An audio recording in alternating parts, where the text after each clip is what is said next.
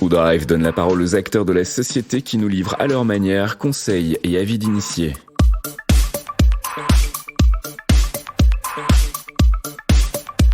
WoodTalk, c'est la discussion French Cloud. Bonjour à tous, je me présente Rémi Doutresoul de la société WoodRive.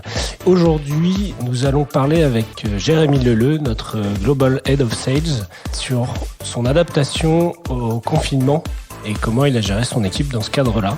Et pour m'assister dans cette interview, je serai accompagné de Pierre Vincent qui rebondira et donnera du dynamisme à cette interview.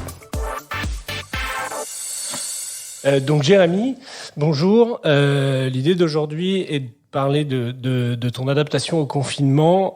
Et pour commencer, je pense que le plus important est de présenter ton poste et aussi le département Sales de chez WoodRive, comment il fonctionne, etc., etc. Ok, bonjour Rémi, bonjour Pierre. Salut.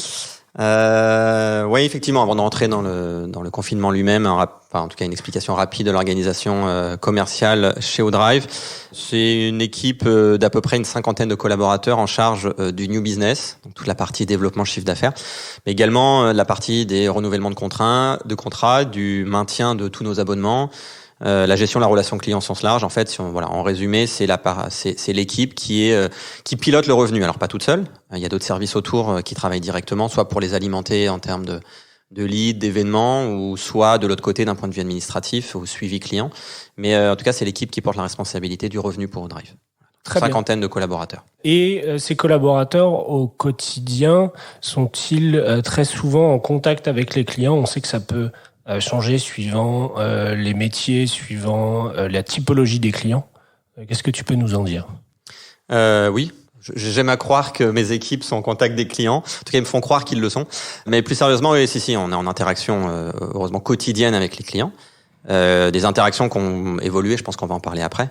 On est passé de meetings où on avait l'occasion de se rencontrer en présentiel à des meetings qu'on fait de plus en plus à distance. Je pense qu'on va rentrer dans le détail un peu plus tard. Mais oui, on est en interaction au quotidien et on a pu effectivement vivre le confinement nous de l'intérieur. Comment on a pu s'organiser, les choses qu'on a vues, qui ont plus ou moins fonctionné, mais on a aussi vu tout ce qui se passait de l'autre côté, avec en plus des typologies de clients qui sont assez variées chez WoodRive. C'est une particularité, donc on est aussi bien sur des très grands comptes, donc des entreprises du SBF 120. On est sur des entreprises de taille un petit peu plus modeste en nombre d'effectifs, mais qui sont des entreprises très stratégiques pour la France, puisque c'est des OIV, des OSE. Donc c'est pas forcément des groupes publics ou des entreprises cotées ou très visibles, mais des entreprises qui sont extrêmement stratégiques pour la continuité d'activité en France, qui sont des clients assez importants pour nous. On a aussi également toute une masse de clients qui sont des clients, ce qu'on appelle un petit peu plus small cap, ou des clients de taille plus modeste, avec des abonnements ou des contrats de manière plus modeste. Le portefeuille WoodRive, c'est à peu près 5000 clients actifs, là, tout de suite, sur une base qui fait plus de 25 000 clients. Merci Jérémy. Et cette équipe de 50 personnes, est-ce qu'elle est centralisée au même endroit, en France ou éventuellement éparpillée à l'étranger ?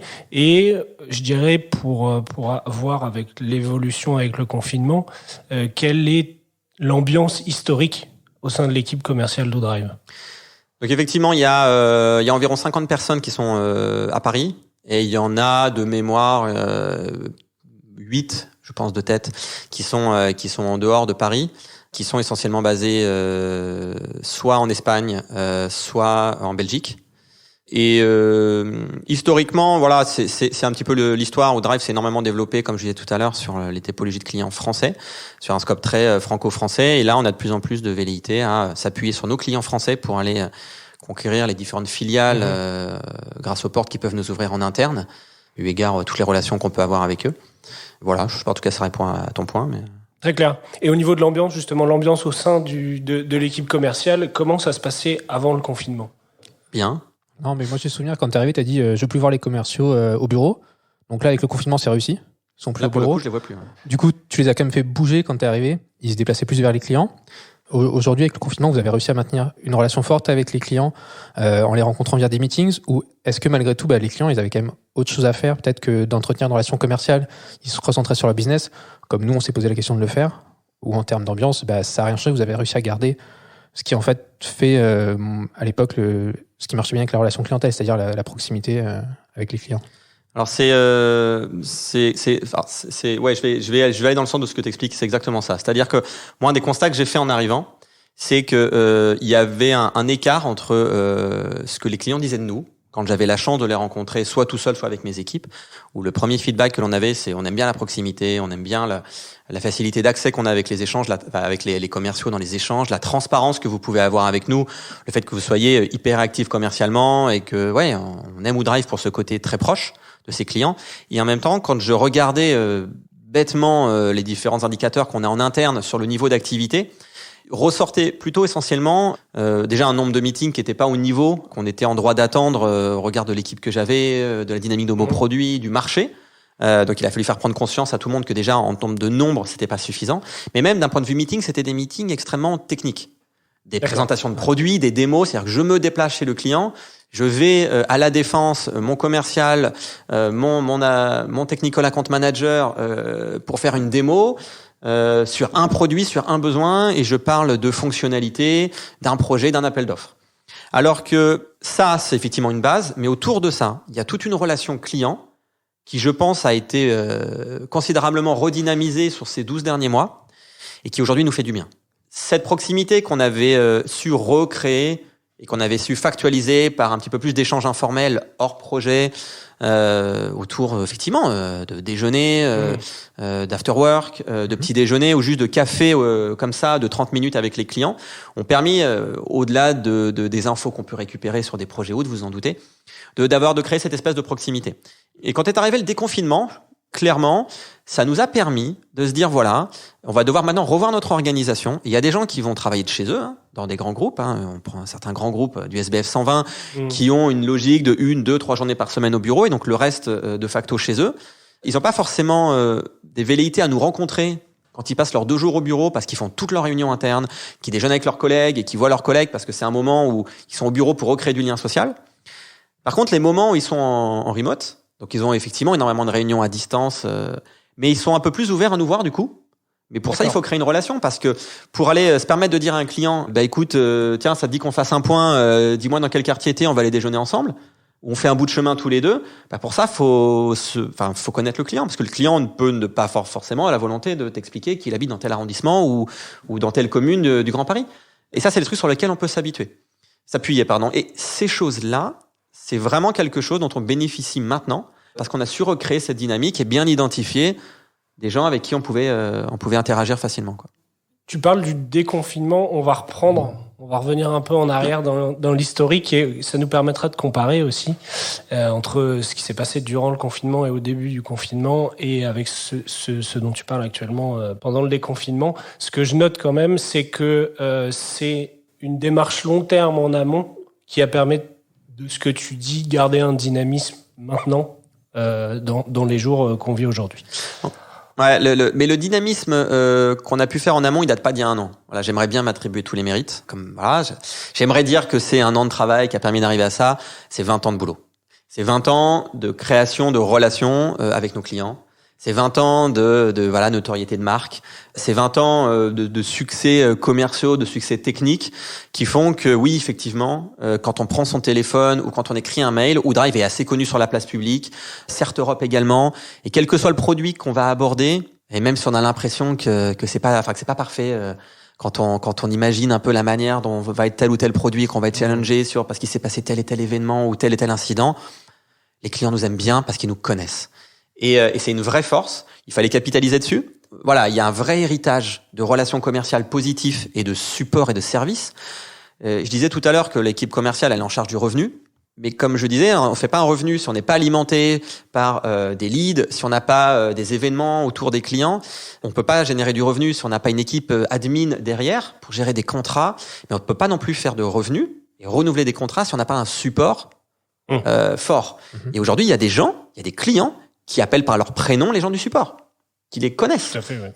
Et ces choses-là, c'est des choses c'est les événements sur lesquels on a pu capitaliser et qui sont, qui nous facilitent la relation et, on peut changer des commerciaux, on peut faire tourner des territoires, des secteurs, la marque Woodrive est extrêmement forte. En tout cas, sur le marché français. D'accord. Justement, là, tu parles un peu des produits.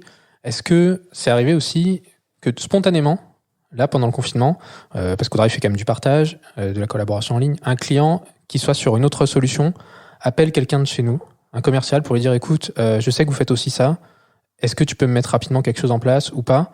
Ou est-ce qu'on était vraiment dans de l'entretien plus? Tu vois, est-ce que ça a permis d'augmenter un petit peu malgré tout le cross-sell ou la découverte de nos solutions? On n'a pas vu un impact massif du cross-sell, clairement. On n'a pas vu cet élément-là parce que ce qu'on a constaté pendant le confinement, c'est que les gens ont voulu, en tout cas pendant au moins la première partie du confinement, rester sur des choses qu'ils connaissaient globalement.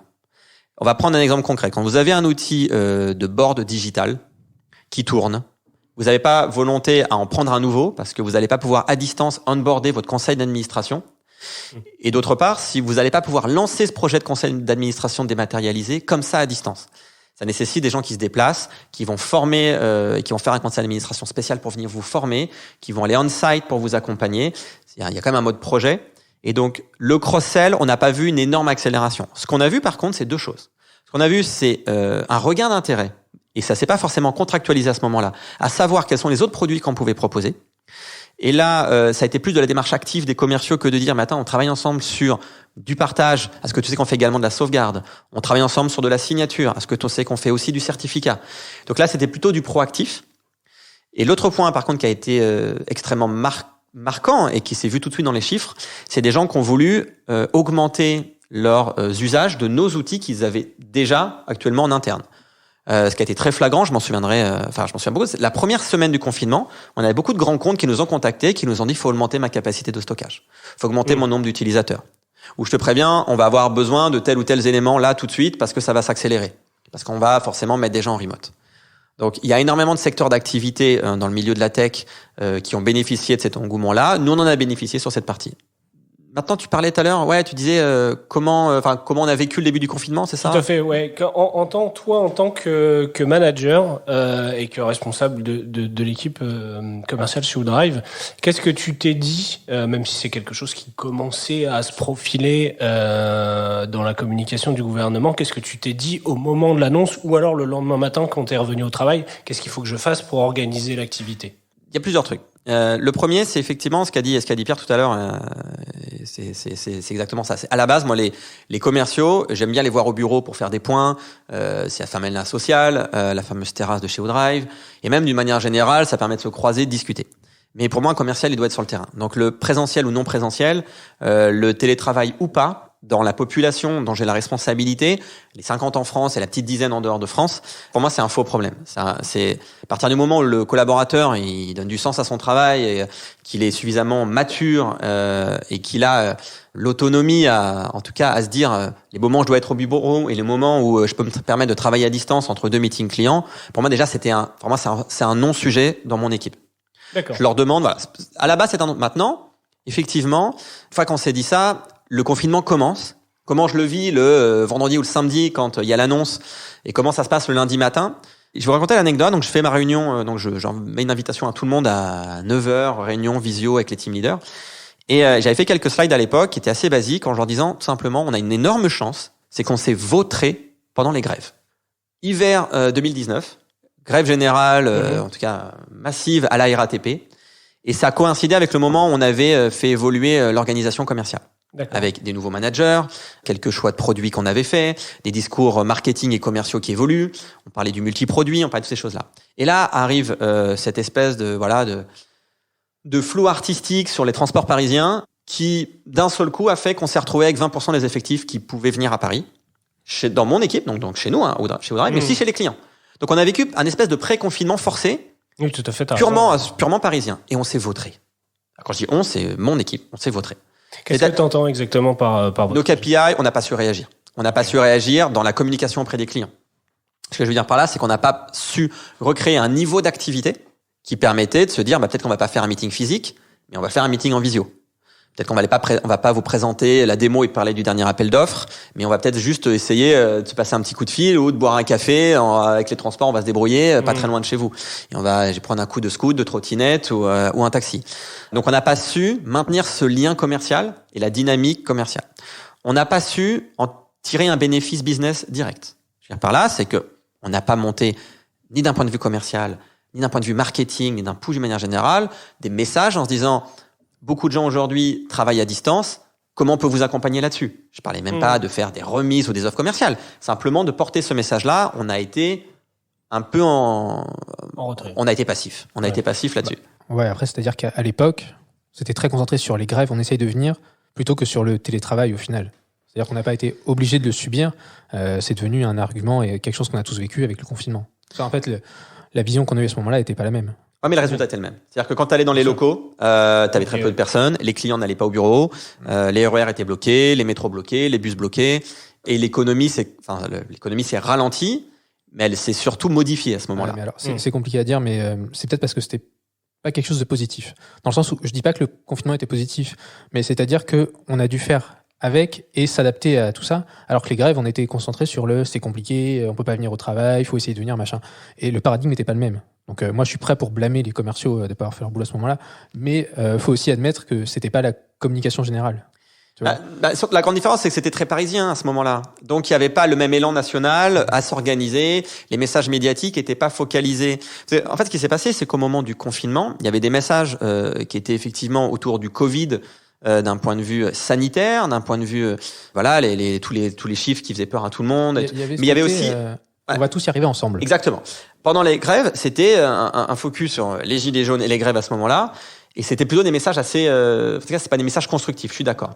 Ça, c'est un point. Mais pour balayer devant notre porte, nous, chez ODrive, et plus particulièrement dans l'équipe commerciale, je pense qu'aussi, et c'est peut-être valable pour d'autres services, et probablement pour beaucoup d'autres entreprises, on n'avait pas la même maturité managériale. D'accord. Et d'un point de vue du collaborateur non plus. Un collaborateur qui travaille à distance, il a besoin d'outils. Donc, à ce qu'on était prêt à ce moment-là, j'en suis pas convaincu. Depuis, les choses ont évolué, et ce qui a fait qu'on a mieux vécu ce confinement, parce qu'on avait au moins des outils. D'un point de vue managérial, il faut être capable d'avoir déjà créé une relation avec son collaborateur. Il faut être capable d'être dans des moments de confiance, et certains avaient pris leur job depuis 15 jours. Donc, c'était pas forcément évident. Et puis ensuite, d'un point de vue du collaborateur, il fallait aussi être certain que on avait le niveau d'autonomie, de responsabilité, qui se disait non mais je suis toujours responsable de mon business et je vais faire en sorte que ça marche bien. L'entreprise me fait confiance, on n'est pas dans le micromanagement, au contraire. Donc on va pouvoir essayer de recréer de la valeur.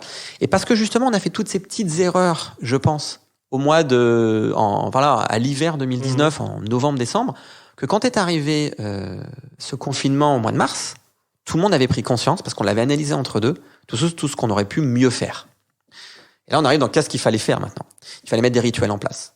Donc, des rituels, c'est un contact quotidien. Parce qu'il faut forcer le trait. Aujourd'hui, les gens n'allaient pas tous les jours au bureau, donc ils n'étaient pas dans un contact quotidien. Mais quand ils se voyaient physiquement. Donc on était sûr qu'il y avait un lien fort qui se mettait en place et un échange. Donc du coup, pour compenser ça, il fallait accélérer intensifier les échanges. Donc on a mis en place des daily. Mais donc j'ai mis en place des daily avec mon équipe directe et je leur ai demandé de faire la même chose avec leurs équipes. Pas forcément des trucs qui duraient 2 heures, mais juste s'assurer que pendant 30 minutes, 40 minutes, on échange sur les sujets à droite à gauche. Écrire plus les choses, les factualiser. C'est pas écrire un roman, c'est pas faire des grandes phrases, c'est simplement des bullet points, qu'on est sûr qu'il y a des traces des choses qu'on se dit dans ces fameux daily, qu'il y a des traces des choses qu'on échange avec le client, plus de compte rendu, plus de actualisation, plus de formalisation des échanges qu'on peut avoir. Et puis aussi, ce que j'ai vraiment, les 2 points sur lesquels j'ai insisté avec mon équipe au début de confinement, je leur ai dit voilà, il va falloir trouver le juste milieu entre des sprints que vous aurez et des moments où il faudra se relâcher un petit peu plus. Si vous essayez d'être toujours à fond, de demander en permanence à vos équipes d'être à 100%, ça ne marchera pas. Il y a des moments où vous aurez besoin de demander 120%, parce qu'on sera sur un closing, parce qu'on sera sur une négociation de deal, parce qu'il faudra intensifier, on a un ralentissement quel qu'il soit. Il y a des moments où il faudra accepter de vos collaborateurs. Il est chez lui, il a peut-être envie de relâcher un peu le truc, il faudra le laisser souffler, et peut-être faire sauter un daily par-ci par-là, pour que même dans le message, on part de choses plus légères et qu'on laisse le truc retomber. Si on essaye en permanence d'être sur un sprint, ça fonctionne pas. Voilà. Le confinement, on a tous compris qu'on n'allait pas partir sur 15 jours, mais c'était au moins 1-2 mois minimum. En tout cas, c'était l'expérience qu'on voyait de la Chine. Un sprint de 2 mois, ça marche pas. Donc il fallait absolument se dire qu'il y aurait des moments un petit peu plus fractionnés, et c'est ça qu'il fallait garder en tête. Le deuxième, sur lequel il fallait insister, c'est la bienveillance qu'il fallait avoir d'un point de vue managérial, parce que tout le monde n'allait pas réagir de la même manière. Il y a des gens qui avaient la chance, dans un extrême, de partir dans des maisons de vacances à droite à gauche en famille et donc d'être entouré de sa famille dans des conditions idéales qui ressemblaient à des grosses vacances. Et puis il y a des gens qui étaient dans 14 mètres carrés à Paris. Le problème, c'est que tout le monde avait les mêmes ambitions, les mêmes enjeux, les mêmes objectifs. Tout le monde devait se faire des visios. Tout le monde devait essayer d'aller faire du business.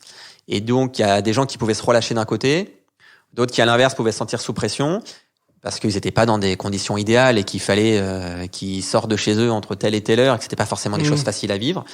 Au milieu de tout ça, vous aviez les problématiques d'enfants, d'écoles fermées, des couples où les deux travaillent. Et j'ai vraiment insisté là-dessus et j'ai pu m'appuyer sur une super équipe qui a pu être, en tout cas, je pense, qui a vraiment porté ce message de bienveillance pour que personne n'explose en vol. Et l'indicateur que je vois aujourd'hui, c'est post-confinement. On a tout le monde qui est toujours aussi motivé, voire plus. Il s'est créé des liens qui n'existaient pas avant. Alors, il y a les anecdotes que tout le monde connaît. On connaît les prénoms maintenant de la moitié des enfants de nos collègues. On a tous la petite histoire. On a des screenshots de partout qui tournent avec des dossiers sur un tel et un tel. On les a tous, ces trucs. Mais ces choses-là, je sais pas si ça va dans ce que tu disais tout à l'heure, Pierre, c'est un petit peu le côté positif qu'on a su tirer. Et ça, on peut le faire que quand on a des managers bienveillants, qui essaient de donner du sens à leur boulot et qui donnent du sens au boulot de leurs collaborateurs. Encore une fois, c'est quelque chose qui a été extrêmement bien fait. On avait beaucoup insisté au début du confinement. Ouais, je suis d'accord. On est beaucoup rentré finalement dans l'intimité des gens, presque. Ouais. Aussi bien de manière positive que des fois un peu intrusive. Tu parlais tout à l'heure de gens avec des enfants, de qui travaillent. C'est quelque chose qu'on a vécu, toi et moi, je suppose. C'est pas simple. Et avec les clients aussi.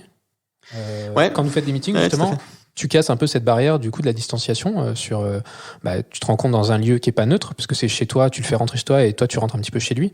Alors même s'il y a des arrière-plans qui existent sur Teams ou sur n'importe quel outil aujourd'hui de visio, mais effectivement t'es pas à l'abri qu'on se retrouve avec un enfant qui débarque dans le champ ou ta femme qui à ce moment-là passe l'aspirateur. Et avec le client justement, ça crée un nouveau lien, tu penses? Parce que tout à l'heure tu parlais justement de se déplacer aujourd'hui vers chez le client. Est-ce qu'à ce moment-là aussi vous l'avez ressenti et au niveau de la dispo, par exemple, tu vois, des horaires, est-ce que tu avais plus de clients qui disaient par exemple le soir, peut-être quand les enfants sont couchés ou quoi, et est-ce que l'adaptation elle s'est faite facilement de votre point de vue et la relation a-t-elle changé? L'adaptation n'a pas été vécue très très facilement côté client. Notamment les 2-3 premières semaines, ça a été extrêmement compliqué pour nos clients de s'organiser.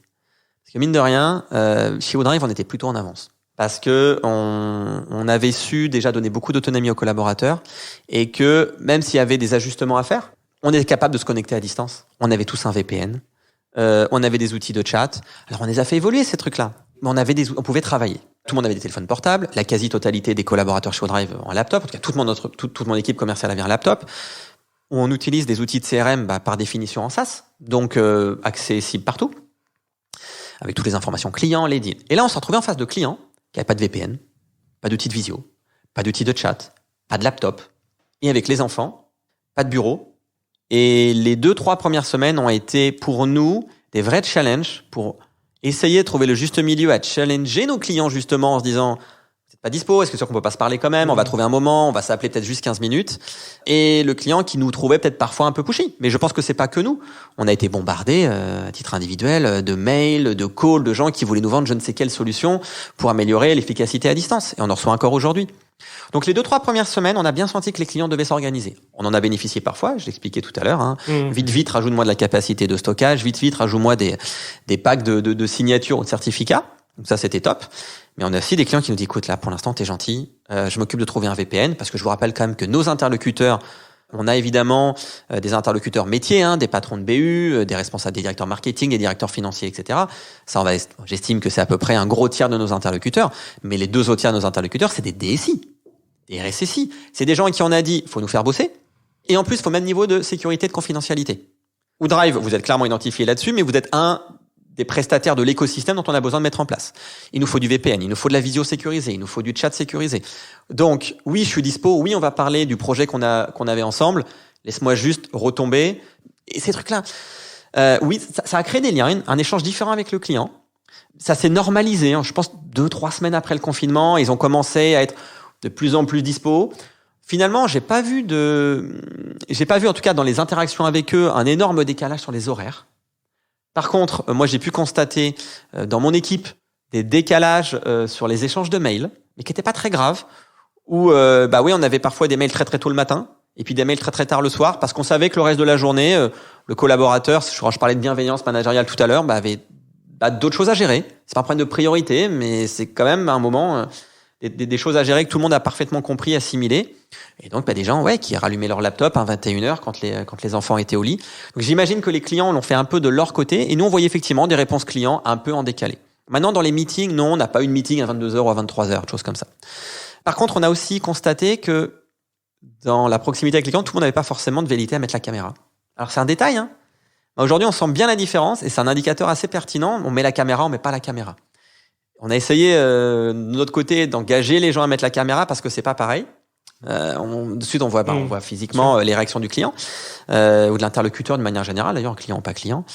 Et on a essuyé des fois, pas des refus, mais des gens que ça mettait mal à l'aise parce qu'effectivement, fond d'écran ou pas fond d'écran, ils avaient juste pas envie d'être en caméra, en t-shirt tranquille devant toi, parce que tu les avais croisés qu'à la défense en cravate, parce qu'ils trouvaient ça intrusif, et puis parce que aussi, quand t'es en caméra, tu peux pas faire plusieurs choses à la fois. Ça, c'est aussi quelque chose dans lequel il faut être vigilant. Sur ce point en particulier, justement, c'est assez intéressant. Est-ce que ça a changé quelque chose de ce point de vue-là, de toi, l'activité que tu vois pas forcément qu'avec ton équipe, mais avec les gens avec qui tu parles chez Woodrive, les membres de la direction, etc. Cette façon de changer de position et de façon de gérer un meeting. Des gens qui font X choses en même temps parce que, justement, il n'y a pas la caméra, il n'y a pas la proximité. Est-ce que c'est des choses qui ont changé dans la façon de travailler, selon toi, avec le confinement? C'est des choses qui ont évolué et qui doivent continuer à évoluer. Woodrive est une entreprise qui a eu pendant très très longtemps la quasi-totalité de ses effectifs sur un même site, qui est à la fois une force parce que du coup ça permet d'avoir énormément d'échanges, un ADN, une culture qui fait que on se voit pour un rendez-vous. On cherche même pas à comprendre, à ce moment on va pas s'appeler, on va pas se faire une vidéo, on va peut-être limiter le nombre de mails parce qu'on va se voir. Mais d'un autre côté, ça a créé toute une espèce de culture de l'informel qui à distance explose en vol.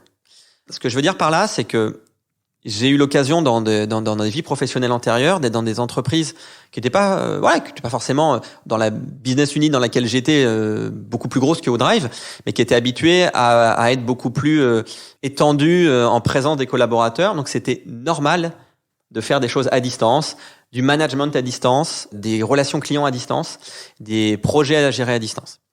Ouais, j'ai constaté que pour certains c'était assez nouveau, que ça demandait, encore une fois, je parlais d'autonomie, beaucoup de travail entre les rendez-vous, entre les meetings, et qu'il faut peut-être aujourd'hui faire un peu plus de meetings d'arbitrage et un peu moins de meetings de travail, et que les gens travaillent plus de leur côté, alors en duo, en trio ou seul.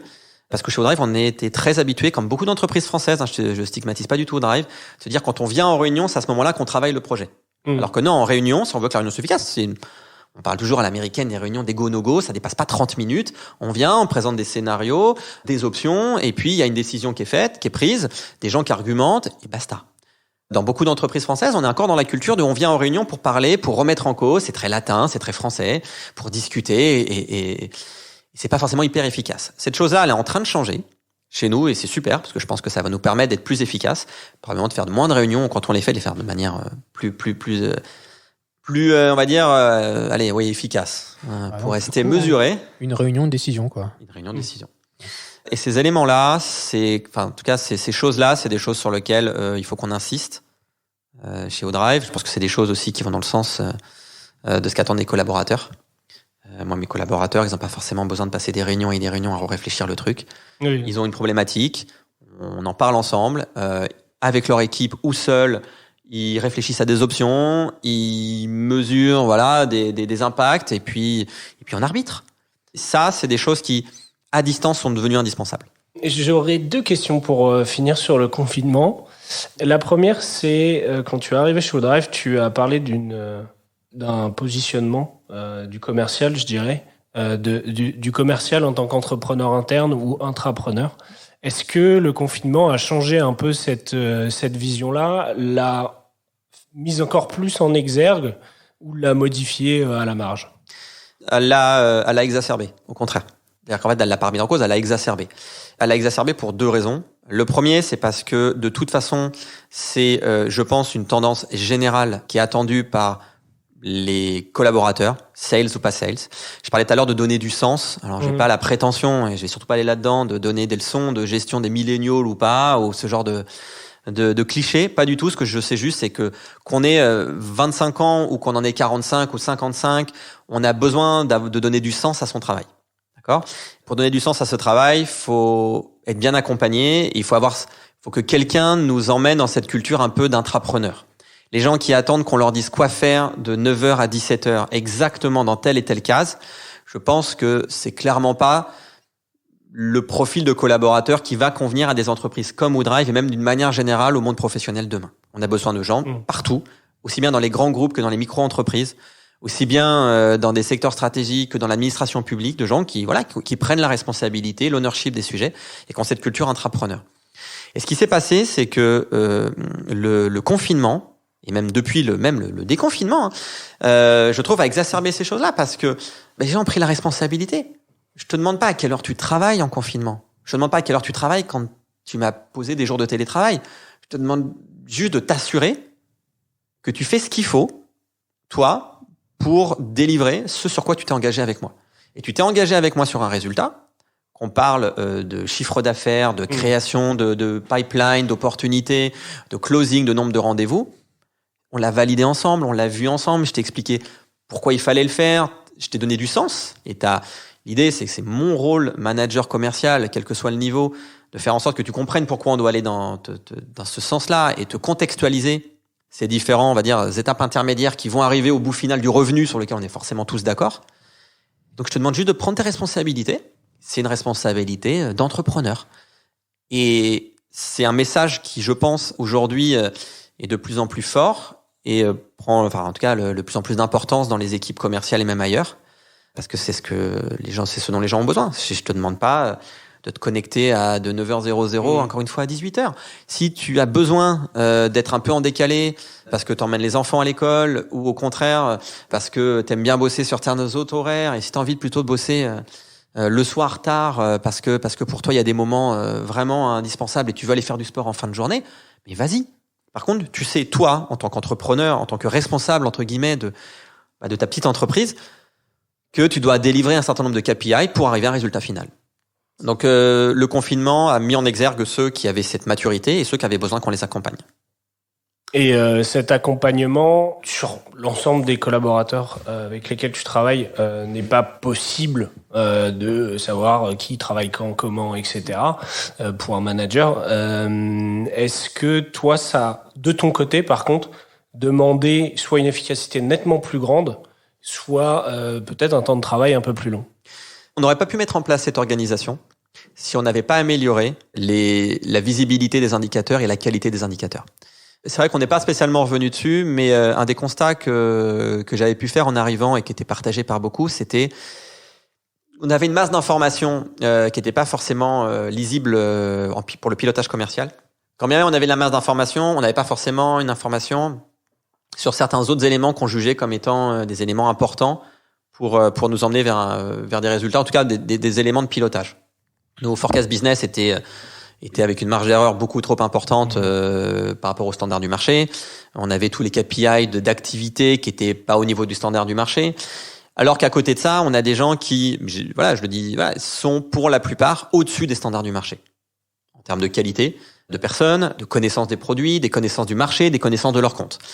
Donc à côté, on a des gens qui sont, je pense, et j'insiste là-dessus, pour une bonne partie au-dessus des standards du marché que j'ai côtoyés, et pourtant dans des grands groupes auparavant.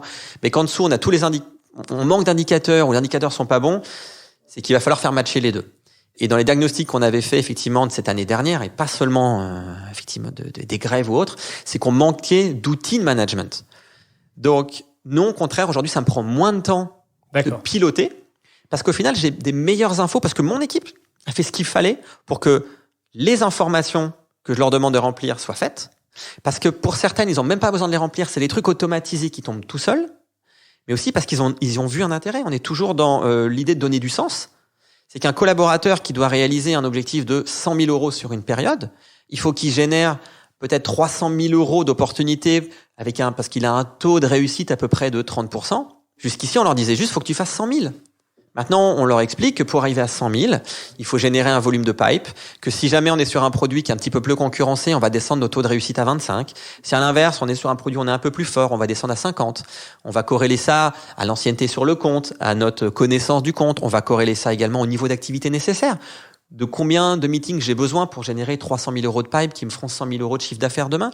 Tous ces éléments-là, c'est des choses qui ont été vraiment, vraiment bien pris en main par mes managers, qui ont été expliqués, réexpliqués, pour certains en équipe, pour d'autres de manière plus individuelle. Je pense que la victoire, c'est qu'on a su donner, encore une fois, du sens à ce qu'on voulait faire. On a expliqué où on voulait aller, pourquoi on voulait y aller et comment on allait y aller. Et du coup, au final, le collaborateur, il comprend très bien que pour faire 100 000, il va falloir qu'il fasse des meetings, il va falloir qu'il crée du pipe, il va falloir qu'il appelle, il va falloir qu'il envoie des mails, etc. Et après, j'insiste là-dessus, qu'il les fasse à 22h le soir parce qu'il a préféré aller au sport ou s'occuper de ses enfants, ou le midi déjeuner tranquillement parce que ça me va très bien, du moment qu'au final, il a conscience de tout ce qu'il faut faire en étape intermédiaire. Et moi, j'ai simplement à appuyer sur un bouton, regarder pour avoir la donnée brute. Et ensuite, c'est quelques coups de fil, c'est quelques mails, c'est quelques réunions pour qu'on commande cette donnée brute, qu'elle soit positive, pour qu'on comprenne pourquoi est-ce que les choses vont bien, ou qu'elle soit un petit peu plus compliquée et qu'on essaie de comprendre ce qu'on devrait faire de mieux.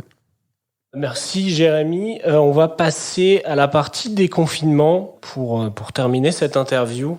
Pour moi, et ce comme je l'ai compris, le déconfinement a plus amené de désorganisation par rapport au tout le monde est chez lui, personne entre guillemets ne bouge à plus d'1 kilomètre, à certains clients vont retravailler au bureau, d'autres vont rester chez eux, et une évolution en plus du gouvernement qui se fait, on va dire, en fonction de la situation et en fonction de l'endroit, couplé à la période de vacances. Je suppose que ça a amené son lot de bouleversements par rapport à l'organisation que vous aviez trouvé pendant le confinement. Quels étaient les points qui, toi, t'ont posé peut-être des challenges à ce niveau-là? Comment tu t'as réussi à les surmonter? Alors, il y a plusieurs choses. D'abord en interne d'un point de vue commercial, ensuite en interne d'un point de vue ODrive, ensuite dans les interactions clients. Dans l'interne d'un point de vue pure équipe commerciale, on n'a jamais imaginé qu'on reviendrait à la normale, la fameuse normalité, qui n'existe plus, qui n'existera plus, je pense. Là, le monde d'avant, encore une fois. Donc nous, d'un point de vue interne, organisation commerciale, j'insiste là-dessus. Alors, on était déjà énormément remote entre les meetings clients, c'est ce que j'expliquais tout à l'heure. Donc pour moi, c'était un faux sujet. Mais par contre, on a essayé de garder ce qui avait très bien fonctionné. Ce meeting quotidien, on l'a maintenu. On l'a réduit un petit peu, mais on l'a maintenu. À distance ou en présentiel. Les gens font comme ils peuvent, comme ils veulent par rapport à leurs problématiques. Voilà, un tel qui doit emmener ses enfants à l'école le lundi, mardi à 8h30, le délit commence à 9h, il a plus 30 minutes de transport, il reste chez lui, et puis il sera au bureau le mercredi, jeudi, vendredi. Et ce délit, il le fait à distance, et inversement, pour d'autres, à d'autres jours de la semaine. Donc nous, on a maintenu ces rituels-là, et ça a été maintenu dans l'ensemble des équipes commerciales. J'ai pas senti d'atermoiement ou de flou artistique. Ça a été plutôt pas trop mal. Ça a été un peu plus flou dans les interactions interservices parce que il a fallu au final que nos organisations individuelles matchent avec les organisations des autres. Donc là, ça a été un tout petit peu plus flou. Ça a été un peu plus flou parce qu'on se retrouvait d'un seul coup avec des réunions. On avait 5 personnes dans une salle, ou on avait 3 personnes dans un bureau individuel qui en fait étaient sur le même site mais se parlaient sur Teams. Mais globalement, je pense pas qu'on ait chuté en efficacité. C'était un peu moins fluide. Ouais, parfois, on s'est dit, mince, attends, t'es dans le bureau d'à côté, je te rejoins, mais c'était pas grave, je pense. Pas des gros sujets. Là où, par contre, on a vraiment senti, je pense qu'on sent encore toujours, un peu plus de flou, c'est auprès de nos clients. Auprès de nos clients, qui sont pour certains des très, très grosses entreprises qui, ont des positions très divergentes sur le retour au bureau ou pas, sur le full time au bureau ou pas, avec en plus, pas forcément une communication extérieure publique. Donc on est obligé un peu d'aller à la course à l'information. J'ai le sentiment qu'on a un peu de mal en cette rentrée à cause de ça. On a un peu de mal parce que je pense que nos clients ont eux-mêmes du mal à s'organiser. Est-ce que tu penses qu'en termes d'image, de maintenir des meetings ou de maintenir par exemple des after-work en présentiel, ou par exemple je sais qu'on a prochainement les assises, de se déplacer sur place, de voir des clients, est-ce que tu penses que les gens vont se dire, tiens, OoDrive nous fait prendre un risque, ou on est content de les revoir en direct? Est-ce qu'aujourd'hui, tu penses qu'il y a un risque d'image à réorganiser des choses, justement, à se revoir? Je le vois, moi, je prends un exemple personnel, hein, c'est-à-dire que si on se dit, tiens, on se fait un déj, on joue un Presta, c'est compliqué. Je me dis, je suis pas en sécurité. Est-ce qu'aujourd'hui, tu penses que vous arrivez à accompagner le client vers ça et vous arrivez à sentir un peu la température de ce qu'il ressent? Je sais pas si c'est... Ouais, je comprends parfaitement. On a effectivement des gens qui refusent nos invitations, qui nous disent qu'ils n'iront pas aux assises, d'autres qui nous disent qu'ils préfèrent pas prendre un déjeuner parce que ils ont soit un sentiment personnel, une conviction personnelle qui fait qu'ils préfèrent, pour des raisons sanitaires, limiter les interactions avec d'autres personnes que leur cercle restreint ou pur professionnel direct. Et on a des gens pour lesquels les directives d'entreprise les interdisent de voir des fournisseurs dans les locaux, même en extérieur, parce qu'ils veulent limiter les interactions de leurs propres employés, parce qu'on peut très bien imaginer qu'ensuite ça devient des cas contacts, etc. Mais on a aussi des gens qui sont ravis qu'on les invite, qui sont ravis de nous rejoindre aux assises, qui nous ont déjà positionné des rendez-vous, ou qui nous disent ravis de faire un déjeuner, ravis d'aller boire un verre ou de prendre un petit déjeuner, j'ai pas de problème avec ça. Je pense que on aurait un problème si on était un petit peu trop pushy, un peu agressif, en obligeant les gens absolument à nous voir. On fait des formations présentielles encore chez OoDrive. J'étais ravi d'en faire une la semaine dernière avec toute mon équipe. J'ai fait de sorte à ce que tout le monde comprenne et sache qu'il n'y avait pas d'obligation à être physiquement sur place. On a respecté toutes les règles. On avait pris une salle très grande. On avait mis la distance entre les gens. On avait les masques. On avait tout fait ce qu'il fallait. Par contre, ce qui est clair, c'est que les clients sont en attente des règles sanitaires, sont en attente des règles de leurs entreprises. La plupart des gens qui nous refusent des rendez-vous ou des événements, c'est des règles d'entreprise. Eux-mêmes ont l'envie de venir. Ils nous disent, mais moi, je sais très bien que tout le monde porte les masques. Il n'y a pas un risque particulièrement plus fort à venir dans un événement avec un masque chez OoDrive ou un événement plus général sur lequel OoDrive est présent que de prendre mon RER le matin. Maintenant, j'ai signé une charte dans mon entreprise, j'ai pas le choix. Mais à partir du moment où le client a ce niveau de transparence avec nous, je vais dire un truc, je pense qu'on a déjà gagné en fait. S'il est capable de nous dire ces choses-là, on discute, on en parle, on essaie de se trouver un autre moment, on augmente la fréquence des visios, des coups de fil. C'est une nouvelle normalité, c'est ce qu'on disait tout à l'heure. En tout cas, on va faire avec pour l'instant. Merci Jérémy, merci Pierre pour cette discussion très constructive.